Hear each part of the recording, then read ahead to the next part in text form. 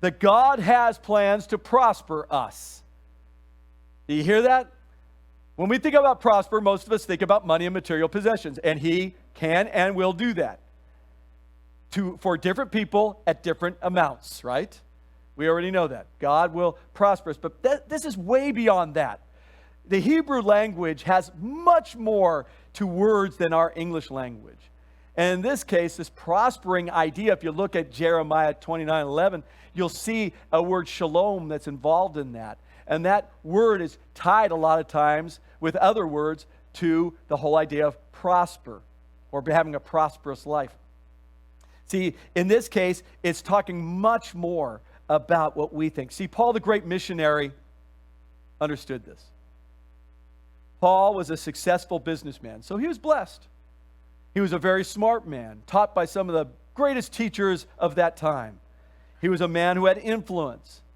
At the end of his life, when you read of 2 Timothy and you watch what's going on, he knew he was going to be executed. And he said these words, "I have fought the good fight, ran the race, and I have kept the faith." He had a peace about him, of shalom, of contentment of God's in charge of this thing, and I'm going to look up to Him. And there's things that we can know about this plan to prosper. And here's one, that we know He gives what we need. What we need. Shelter, water, food, relationships with God Himself, relationships with people if we'll take it. Psalm 23:1, "The Lord is my shepherd, I shall not want." We get so focused sometimes on God, give me, instead of just going, thank you for giving me what I need right now. I don't have to want anything. Second thing is He gives abundantly. And a lot of us, including myself, get caught up into He hasn't abundantly blessed me. I haven't seen an abundant life. I'm not walking around like, Gates.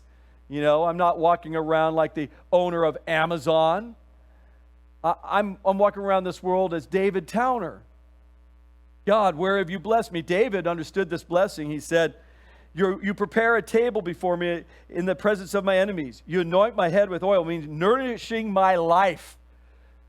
Anointing my head with oil, nourishing my life, and my cup runs over. He is the God who created us, sustains us, and rules over us, and owns everything. And we are a blessed people. We live in the United States of America. We are a blessed people, abundant beyond most of the people in the world by far.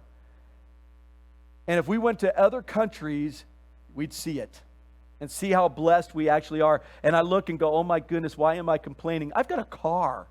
I'm driving on a road that's not dirt. I'm in a house with air conditioning.